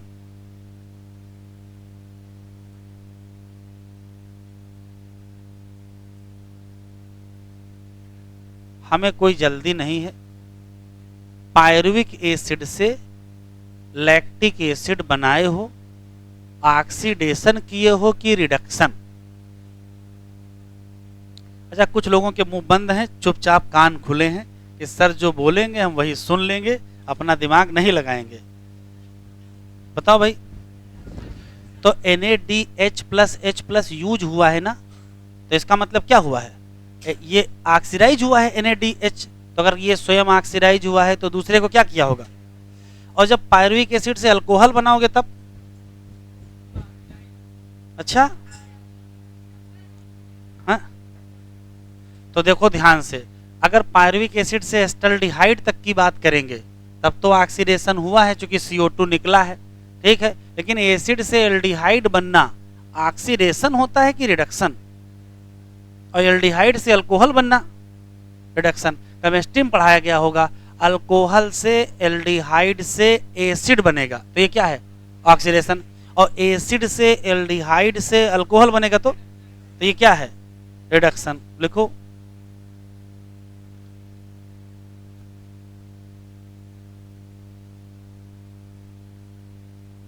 पायरुविक एसिड से लैक्टिक एसिड क्या है? रिडक्शन। और पायरुविक एसिड से अल्कोहल बना है, ये भी रिडक्शन ही है बेटा। हाँ, अगर ग्लूकोज से लिखा होगा तो कहिएगा इनकम्प्लीट ऑक्सीडेशन। ग्लूकोज से कहेंगे, क्या कहेंगे? Incomplete oxidation. अच्छा, एंजाइम बता दो। एंजाइम कौन से थे? तो 3 एंजाइम अभी पढ़े हैं, बताओ। एक का नाम लैक्टेट डिहाइड्रोजिनेज, एक का नाम पायरुवेट डीकार्बोक्सिलेज, और एक का नाम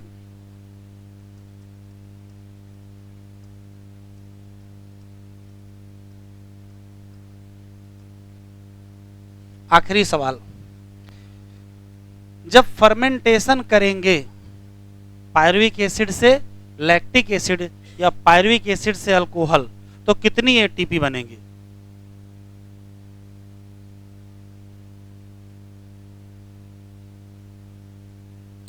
तय कर लो, हमें कोई जल्दी नहीं। पायरुविक एसिड से लैक्टिक एसिड जब बनाएंगे तो जो एनर्जी निकलेगी उससे कोई भी एटीपी नहीं बनेगा,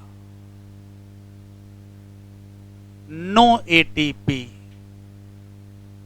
पहली बात तो फर्मेंटेशन के दौरान कितनी एटीपी बनती हैं?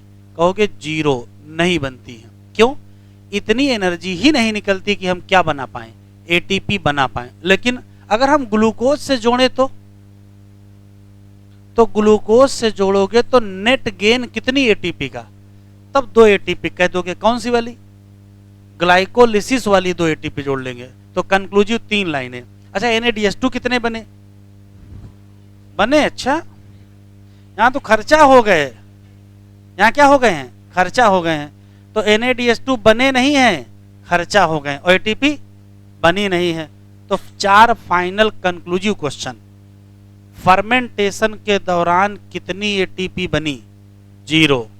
कितने NADH2 बने? 0। नेट गेन ऑफ एटीपी कितनी? 2। कौन सी? ग्लाइकोलिसिस। और NADH2 2 क्या हो गए? खर्चा। जो ग्लाइकोलिसिस में बने थे वो फर्मेंटेशन में क्या हो गए? खत्म हो गए। लिख लेते हैं। ड्यूरिंग फर्मेंटेशन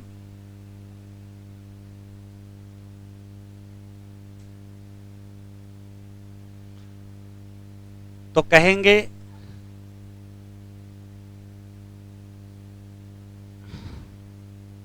केवल कितनी? तो जो एनर्जी रिलीज होती है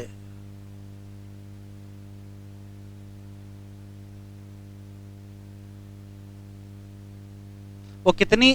तो ये याद रखिएगा, लेस देन 7%। 7% से कम एनर्जी निकलती है, इसी नाते क्या नहीं बन पाता है? फर्मेंटेशन के दौरान एटीपी सिंथेसिस।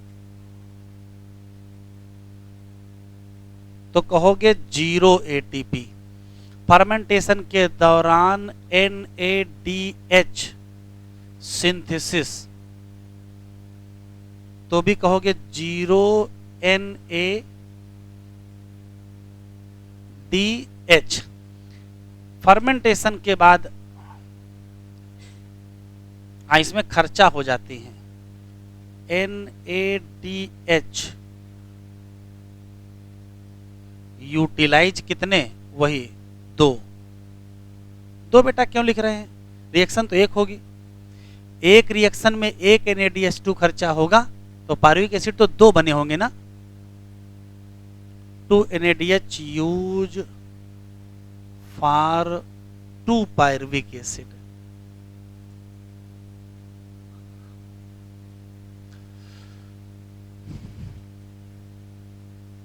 फर्मेंटेशन में नेट गेन ऑफ एटीपी बताओ कितनी? 2 एटीपी। ये कौन सी वाली हैं?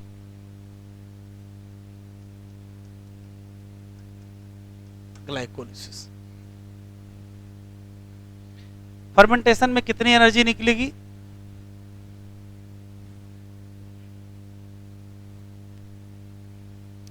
क्या क्या लिखाएं? फॉर फर्मेंटेशन रिड्यूसिंग एजेंट कौन है? तो यही है NADH+H+। जो स्वयं ऑक्सीडाइज करेगा वो दूसरे के लिए क्या काम करेगा? रिड्यूसिंग एजेंट का। किस फर्मेंटेशन के लिए? अल्कोहलिक की लैक्टिक? किस फर्मेंटेशन के लिए? अल्कोहलिक की लैक्टिक? अरे भैया दोनों में काम आया है, NaDH2 तो दोनों में खर्चा हुआ है ना।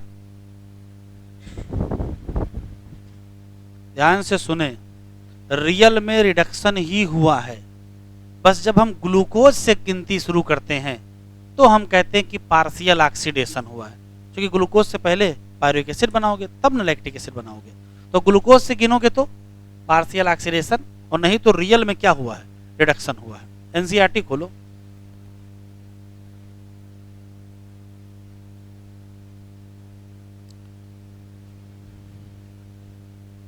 एक क्वेश्चन आया था, कौन सी ऐसी प्रोसेस है जिसमें एनर्जी रिलीज होती है विदाउट इलेक्ट्रॉन एक्सेप्टर। यही है, कहीं इलेक्ट्रॉन एक्सेप्टर का नाम तो आया नहीं, लिख लो अपनी कॉपी में बढ़ा लो, कॉपी में बढ़ा लो। Fermentation is process, fermentation is process, fermentation is process in which energy release, in which energy release without electron acceptor, without using electron acceptor।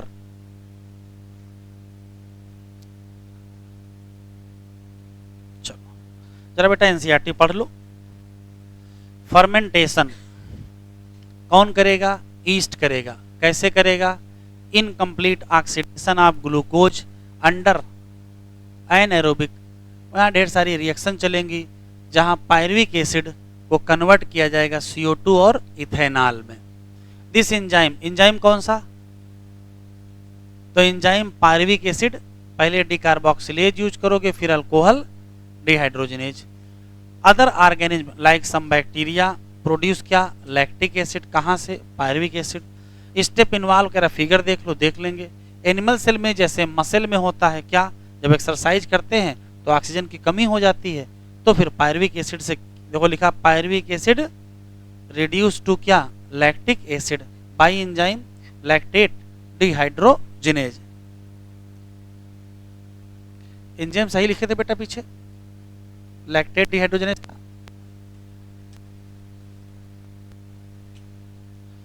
हाँ ये देखो लिखा है रिड्यूसिंग एजेंट का काम कौन करेगा, तो लिखा है NaDH+H+, जो स्वयं क्या हो जाएगा, ऑक्सीडाइज। फॉर द किसके लिए, बोथ प्रोसेस कौन, लैक्टिक और, कह रहा चाहे लैक्टिक एसिड फर्मेंटेशन कर लो चाहे अल्कोहलिक फर्मेंटेशन करो, क्या नहीं निकलेगा, बहुत ज्यादा एनर्जी नहीं निकलेगी। कितनी निकलेगी, लेस देन 7%। और ये इतनी नहीं होगी कि आप क्या बना सको, ATP नहीं बना सको। पूरी प्रोसेस बहुत खतरनाक है, चाहे ये वाली हो चाहे ये वाली हो, ठीक है। और नेट ATP सिंथेसिस कितनी है, तो कहोगे 0, बनती नहीं है। How many ATP are synthesise, तो आंसर देगा 0। कह रहा घटा दो number of ATP utilise during glycolysis, तो नेट ATP सिंथेसिस और नेट ATP गेन अलग अलग है। बनी कितनी है, वहां बनी तो 0 है, मिली कितनी है, 2। जब एक मॉलिक्यूल किसका यूज करोगे, ग्लूकोज का। कह रहा यीस्ट के लिए नुकसानदायक है और हो सकता है उसकी क्या हो जाए, जान चली जाए, जब कंसंट्रेशन ऑफ अल्कोहल कहाँ पहुंच जाए, 13%। तो क्वेश्चन है what is the maximum concentration of alcohol in beverage that are naturally fermented. अगर नेचुरली फर्मेंटेड है तो 13% से कुछ क्या हो जाएगी, ज्यादा। Do you think, how do you think alcoholic beverages of alcohol content greater than this, ज्यादा होते ही हैं, क्यों, तो भैया ने आंसर बता दिया, क्या, डिस्टिलेशन। कह रहा अब क्या होगा, अब क्या होगा, मतलब फर्मेंटेशन हो गया है। What is the process by which organism carry out complete oxidation. तो अगर कंप्लीट ऑक्सीडेशन करना है तो क्या चलाना पड़ेगा, क्या चलाना पड़ेगा, एरोबिक। तो हेडिंग डालो एरोबिक रेस्पिरेशन। तो हेडिंग डालें एरोबिक रेस्पिरेशन।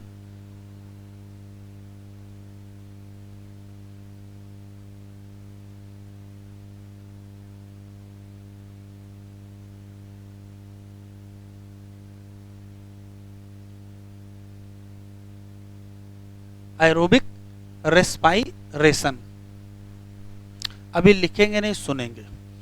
पहला सवाल ये है कि यदि एरोबिक रेस्पायरेशन करना चाह रहे हैं तो क्या क्या होगा।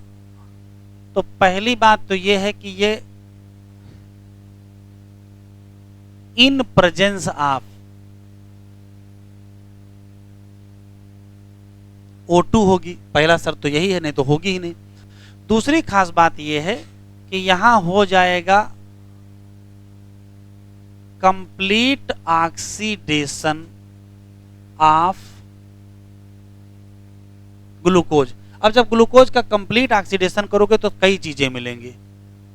CO2 मिलेगा, वाटर मिलेगा और ढेर सारी क्या मिलेगी,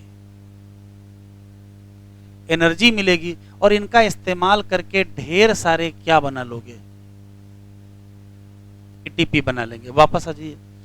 अब सवाल ये होगा कहां और कब होगा। तो कभी होगा जब O2 मिलेगी, ये तो एक शर्त है। दूसरी शर्त है ये घटना होती है इनसाइड माइटोकॉन्ड्रिया। अब घटना होनी है माइटोकॉन्ड्रिया के अंदर। और पायरुविक एसिड बना कहां है। पायरुविक एसिड तो ग्लाइकोलिसिस से बनता, वो तो साइटोप्लाज्म में हुई है। इसका मतलब पायरुविक एसिड रखा है साइटोप्लाज्म में और आगे घटनाएं कहां होनी है, माइटोकॉन्ड्रिया में। तो क्या करना चाहिए, पायरुविक एसिड को साइटोप्लाज्म से पहले माइटोकॉन्ड्रिया तो ट्रांसपोर्ट करो, तब यह घटना होगी। तो क्या करना पड़ेगा, जो पायरुविक एसिड प्रोड्यूस होगा कहां, साइटोप्लाज्म, इसको ट्रांसपोर्ट कर दो कहां, इनसाइड माइटोकॉन्ड्रिया। और तभी वहां जाकर के कंप्लीट ऑक्सीडेशन होगा और तब ढेर सारे CO2, वाटर और ये सब मिलेंगे और ढेर सारी ATP बनेंगे।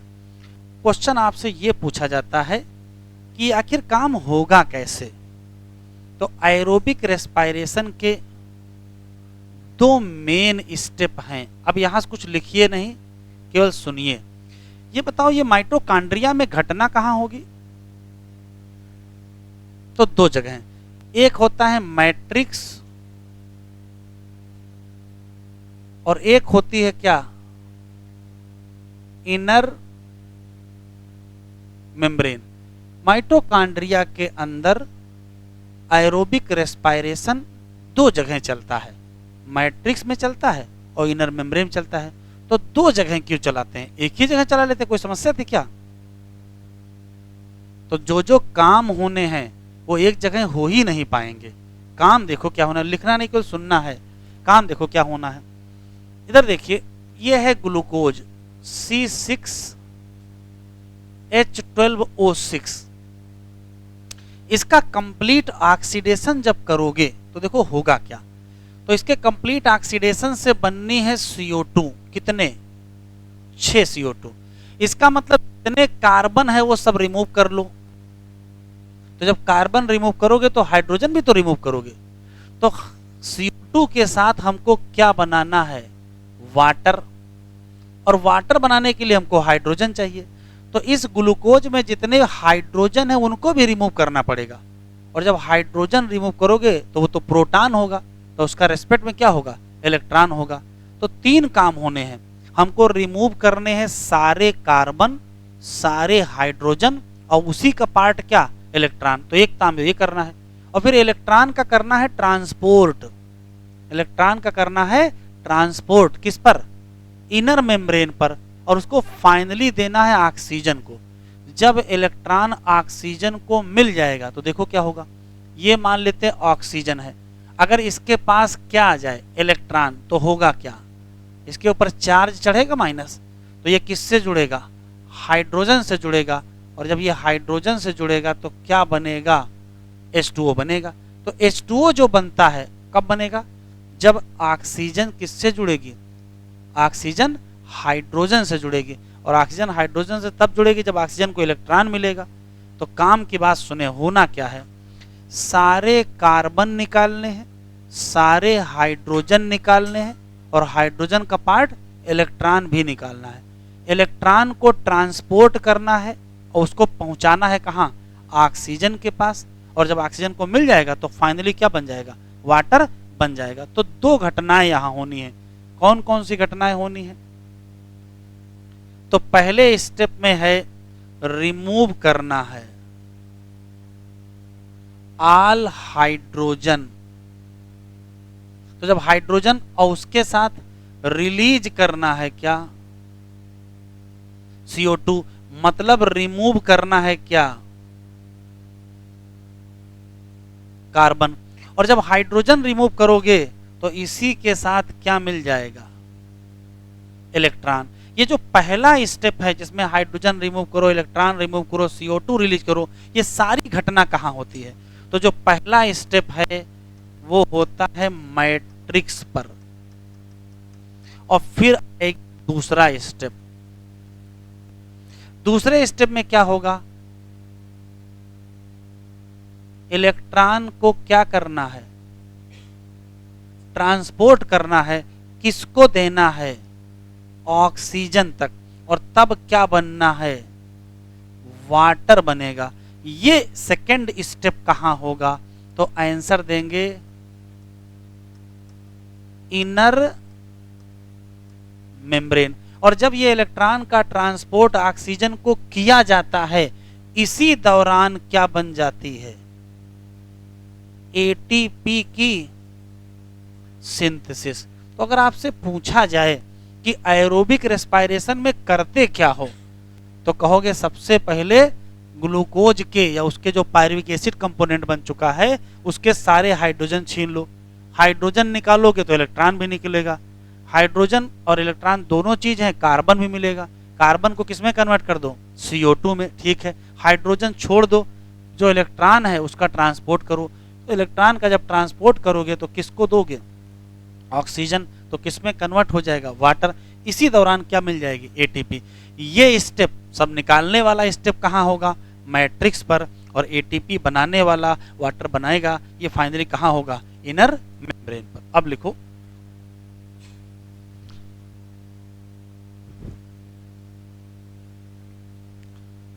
हो गया।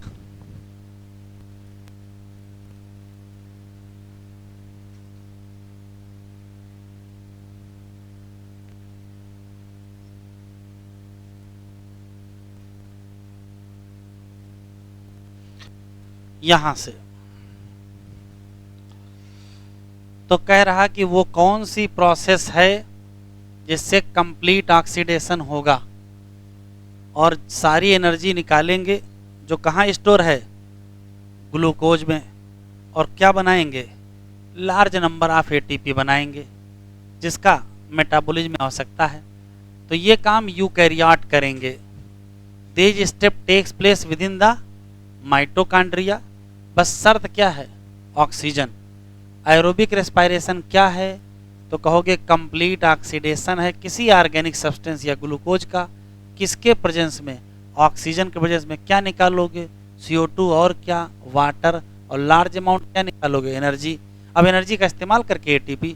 This type of respiration is most common in higher organism. अगर हम इसको देखेंगे तो देख लेते हैं। तो हेडिंग वास्तव ऊपर पड़ी होनी चाहिए। For aerobic respiration takes place within mitochondria. जो फाइनल प्रोडक्ट ऑफ ग्लाइकोलिसिस, नाम क्या है, पायरुवेट या पायरुविक एसिड। क्या अंतर था, एक आयन था। ठीक है, इसको पहले ट्रांसपोर्ट करो साइटोप्लाज्म से, कहाँ ले जाओ, माइटोकॉन्ड्रिया। फिर आगे तो दो ही स्टेप होने हैं, टिक कर लीजिए। ये पहला स्टेप, ये दूसरा स्टेप। कंप्लीट ऑक्सीडेशन ग्लूकोज का करना है तो कंप्लीट ऑक्सीडेशन करिए पायरुविक एसिड या पायरुवेट का, और रिमूव कर दीजिए सारे के सारे क्या, हाइड्रोजन एटम, और बना दीजिए 3 क्या, कार्बन डाइऑक्साइड। एक पायरुविक एसिड से 3 ही तो बनेंगे भाई, उसमें 3 कार्बन है ना, तो 3 CO2, और ग्लूकोज से होगा तो 6 CO2 हो जाएगा। और फिर पास कर दो जो इलेक्ट्रॉन रिमूव हुए हैं as a part of hydrogen, और उनको कहाँ भेज दो, ऑक्सीजन। और साथ में क्या बना लो, ATP। कह रहा जो पहला स्टेप है वो कहाँ होती है, मैट्रिक्स, और जो दूसरा स्टेप है वो कहाँ होती है? Inner membrane of mitochondria. यहां तक हम लोगों ने पढ़ लिया है। अब हेडिंग डालिए ये ऑक्सीडेटिव डीकार्बोक्सिलेशन।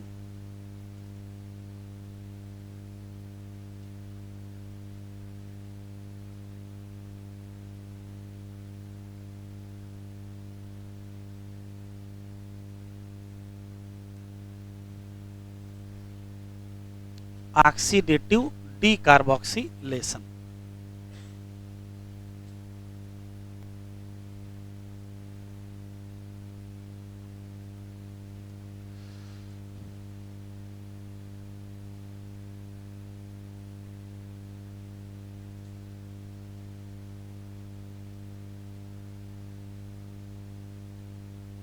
या इसी का दूसरा नाम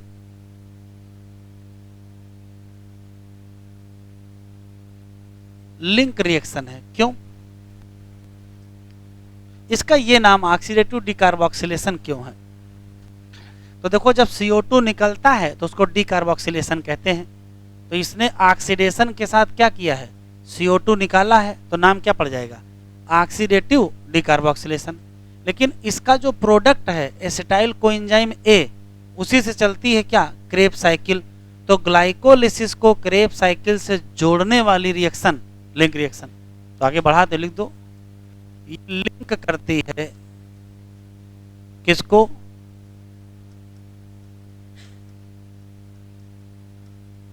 ग्लाइकोलिसिस टू क्रेब साइकिल। क्या होता है? तो होता यह है कि लेते हैं पायरुविक एसिड और इसको कन्वर्ट कर देते हैं एसिटाइल कोएंजाइम A। अब जब कन्वर्ट करना होता है तो कई चीजें लगती हैं। सबसे पहले इसमें लगेगा कोएंजाइम A। तो जब कोएंजाइम A और इसी में लगेगा NAD+, तो लगा क्या क्या पहले ये बताओ? कोएंजाइम A लगा, NAD+ लगा, तो रिजल्ट देखो क्या होगा? तो रिजल्ट ये होगा कि निकल जाएगा NADH+H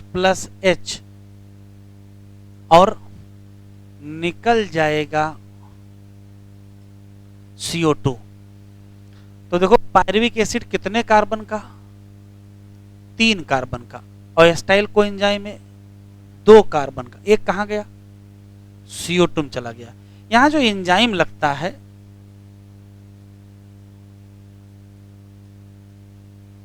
उस एंजाइम का नाम, तो पायरुवेट नहीं दिया है, पायरुवेट डिहाइड्रोजिनेज दिया है। ये डिहाइड्रोजिनेज क्यों कहा? तो देखो, यहां डिहाइड्रोजिनेशन हो रहा है? नहीं हो रहा है। किसी ना किसी में तो H कहीं ना कहीं से तो निकाला ही जा रहा है। इसका नाम क्या पड़ जाएगा? Pyruvate dehydrogenase. या इसी का एक और नाम रख दो, क्या? Pyruvate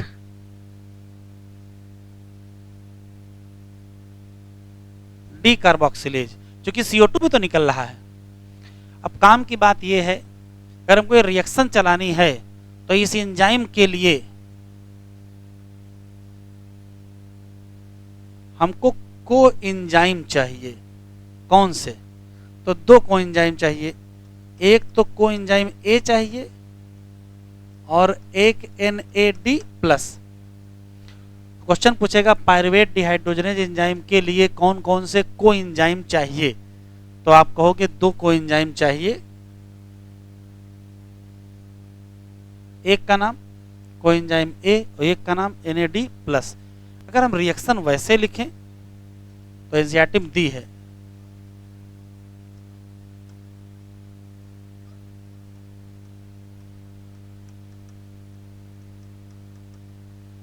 pyruvic acid plus NAD+ coenzyme A, result में क्या है? रिजल्ट में acetyl coenzyme A plus NADH plus H plus plus क्या और बताओ, प्लस CO2। एंजाइम यहां वही रहेगा, कौन सा?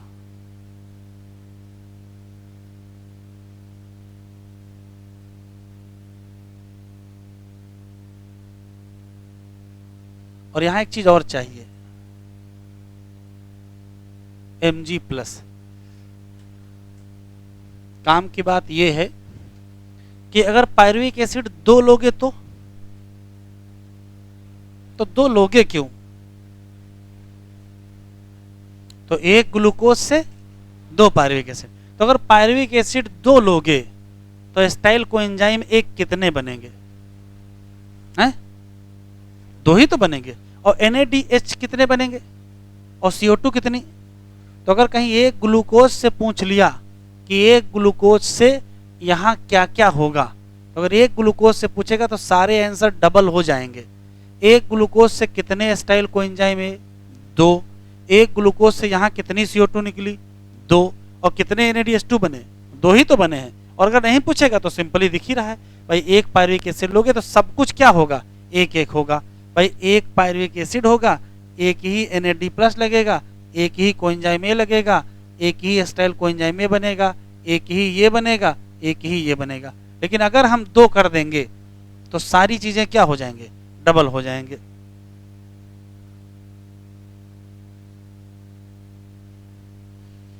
एक ले लीजिए क्या?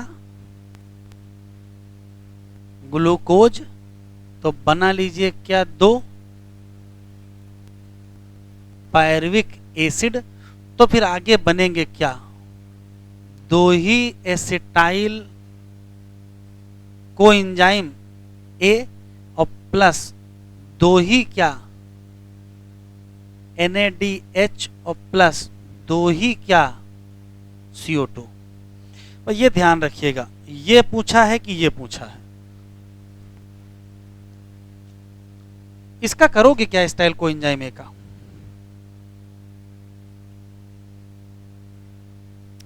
क्या करेंगे? घर ले जाएंगे। तो इसी एस्टाइल कोएंजाइम ए से क्या चलाना है? तो कहोगे क्रेब साइकिल।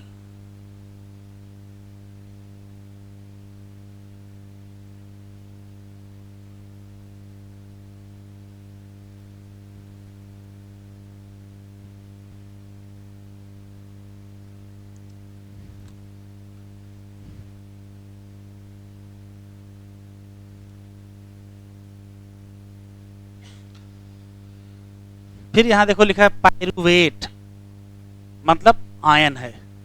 कैसे बनेगा? Glycolysis, catabolism of carbohydrate. और ये घटना कहाँ हुई थी? साइटोप्लाज्म। इसको कहाँ पहुंचा दिए? माइटोकॉन्ड्रिया। और अब इसका क्या करोगे? Oxidative decarboxylation. यहाँ कॉम्प्लेक्स सेट ऑफ रिएक्शन है जिसका मेन एंजाइम पायरुवेट डिहाइड्रोजिनेज है। अब यहाँ देखो लिखा पायरुविक डिहाइड्रोजिनेज और यहाँ पायरुवेट, कंफ्यूजन ना पैदा करिएगा। Reaction catalyse by pyruvic dehydrogenase require participation of several coenzyme, especially 2 चाहिए। कौन सा? एक NAD चाहिए और एक कोएंजाइम ए चाहिए। सिंगल रिएक्शन दी है भाई, एक पायरुविक एसिड लोगे, एक कोएंजाइम ए लगेगा, एक ही NAD प्लस लगेगा, तो एक ही एस्टाइल कोएंजाइम ए, एक ही CO2 और एक ही NADH बनेगा। लेकिन अगर हम ड्यूरिंग दिस प्रोसेस 2 मॉलिक्यूल मिल जाएंगे, कब? 2 मॉलिक्यूल NADH मिलेंगे, कब? जब हम क्या यूज करेंगे? 2 मॉलिक्यूल ऑफ पायरुविक एसिड। और 2 क्यों यूज करेंगे भाई?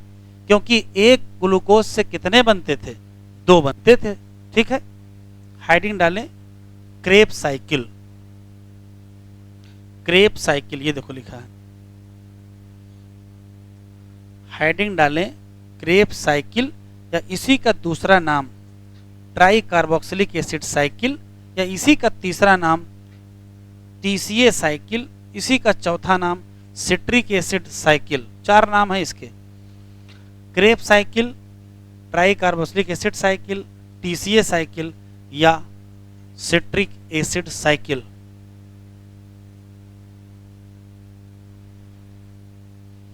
हम क्रेब साइकिल का फ्लो चार्ट बना रहे हैं, आप फ्लो चार्ट बना लीजिए, कल वहीं तक पढ़ाए थे, केवल फ्लो चार्ट उसका साइकिल बना लीजिए, उसके आगे फिर क्लास में पढ़ाएंगे। एनसीईआरटी में जो ये साइकिल बनी है इससे काम चलेगा नहीं, क्योंकि बहुत सारे स्टेप इसमें कम दिए हैं। इन्होंने क्या किया है, देखो डाट डाट यहाँ बना दिया है, तो डाट डाट बनाने का मतलब है कि यहाँ स्टेप और हैं, इन्होंने सारे स्टेप दिखाए नहीं हैं, लेकिन एग्जामिनर पूछेगा सारे स्टेप से, अंदर जो पॉइंट्स लिखे हैं वो भी सारे स्टेप के लिखे हुए हैं बस। तो इसका मतलब ये है कि इससे कुछ सवाल तो निकल सकते हैं, सारे सवाल नहीं निकल पाएंगे। तो जो हम आपको लिखाएंगे आप वो लिखिए, उसके बाद एक्सप्लेन करते हैं।